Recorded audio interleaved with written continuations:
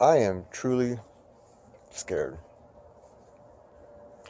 I'm scared for myself. I'm scared for our country. I'm scared for Michael, a 3-year-old African American child that my husband and I are the non family caregivers for. With what has happened, in the last week, what happened within the last month, and what's been happening over the last several years is troubling, to say the least. And I'm just not sure how to or what to do. I remember distinctly when Michael was 2. We got him last September, and so this was like in October. And we were somewhere, I don't recall where, but we were somewhere, and Michael saw a police car, and he got into this fighting stance. And he says, "I'll up them up. I'll up them up." Now, I know what he meant. He meant he would fuck them up. And I'm like, "Michael, what? Why do you say that?" "Oh, Daddy, they're bad. Daddy, they're really, really bad." I says, "That's not true. Not all police officers are bad. They're bad, Daddy." And that kind of stuck with me. Like, he is 2 years old, and that is his perception of police. So when I've had an opportunity, and we had one later in October, where some police, Broward Sheriff's Office here in Broward County, Florida, was having a thing at a grand opening of a playground, and I took Michael, and they had a robot, and they were showing off this fancy robot that they had, and so they let Michael, play with the robot and move its arms, and all of that kind of stuff, and so. Michael got to play with that, and excuse me, and I was telling him, a lot of police officers are very nice, and he said, "These were nice, Daddy. These were nice police." So, but yet, someone, because he's 2, someone instilled that message in him, and so the problem begins early on, and I'm scared for him, because he will be looked at by the color of his skin. And just like the guy that was shot in the car, in Minnesota, and there was a 4-year-old in the back seat of that car. And my first thought is, it didn't matter to the cop because it was a black child. I have a black child.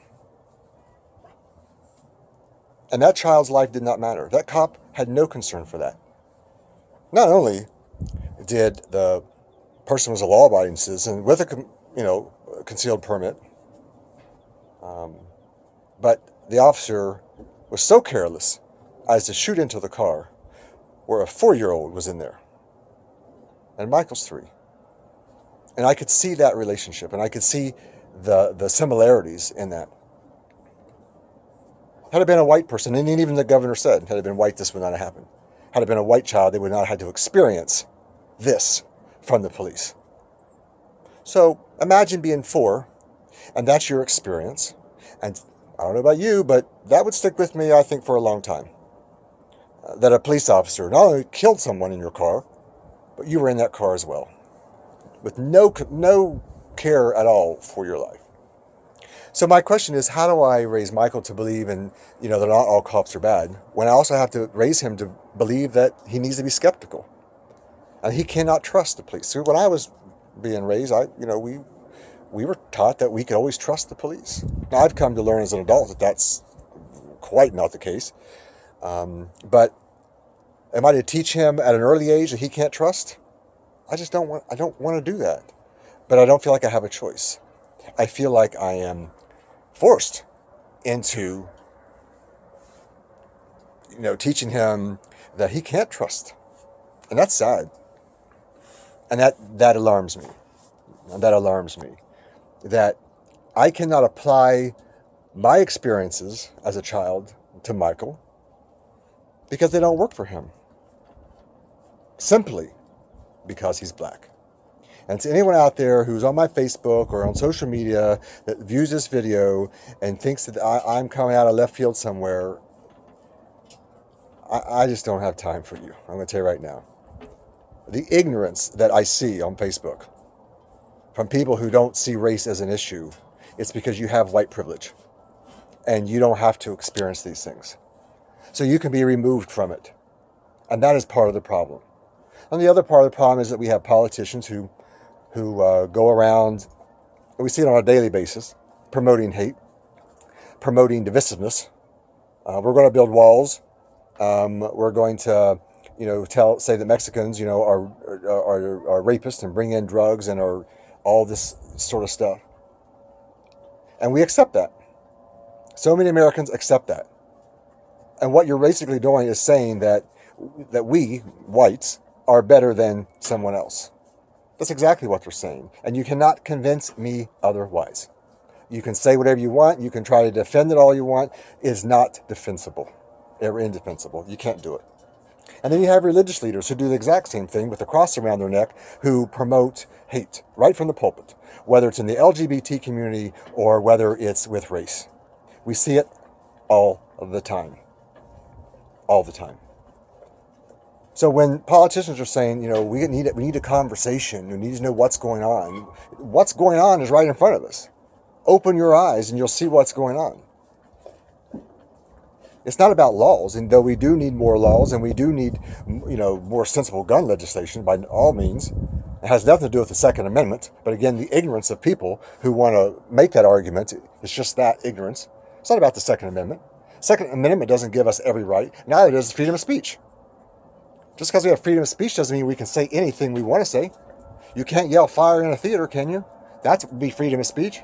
So there are restrictions on everything. And there are restrictions on the Second Amendment. But people don't want to hear that. So those are the problems. But the issues revolve around the fact that we have a cultural problem. We have a love problem. We have the inability of people to look at one another with love and respect. And when you are taught at 2 years of age that the police are bad, whoever did that instilled in him the wrong message. So now he feels they're bad people. And you learn that from an early age and you carry it forward. And then you hear it on TV, politicians, religious leaders, back and forth. We even have a presidential candidate who can't even, say that he's against the KKK. That's not a problem? You don't see that as a problem? It's a real problem. It's a serious problem. And it's frustrating. And so I'm just in this place where I don't know what I am supposed to do. I want to teach Michael that cops are good, but I don't want to mislead him. So I say, Michael, most cops are good if you're white, but if you're black, you need to be concerned. What does that teach him? That he's not as good as the white kid? That's exactly what it teaches him. I'm so frustrated that the conversations that we should be having are not the conversations we're having. We want a distraction. We don't want to deal with it. Blacks are not treated equally in this country. They're not. And you can have affirmative action and you can do all sorts of things. That's not where it lies. It lies in me believing that everyone is created equal. Equal. Not in the eyes of the law, but in the eyes of my heart. That's the equality. That's what changes. But as long as we don't stand up and to the politicians and to the religious leaders and say enough is enough, we're not going to listen to your rhetoric. We're tired of your rhetoric. Go have a seat somewhere. Until we're willing to do that, this will continue. In fact, it's going to get worse. It's going to get worse. And I'm afraid. And I'm afraid for Michael. Because I don't want to lie to him. And if I tell him the truth, I think that would just harm him at this point. To say, Michael, you're wonderful, but you're not as wonderful in the eyes of some people because you're black. Michael is wonderful to me. Michael is perfect to me. But I don't see that. My parents didn't raise me to see that.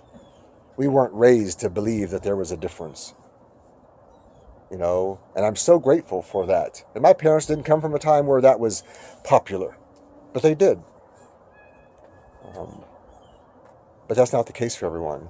And it's obviously not the case for Michael, because he was taught at 2 or before that the police were bad. And so I don't know. I'm confused, and I'm, what do I do? I want him to be safe, but at the same time, I can't protect him in a world full of hate. I just can't. And that saddens me. So I don't know. I'm at a loss, what to do, what to think, what's the answer. But I'm going to love him like he should be loved. And I'm going to love my fellow man like they should be loved. Whether you love me back or not, it does not matter. I don't expect that in return. But I have an obligation to the God of my understanding to love you as I want to be loved.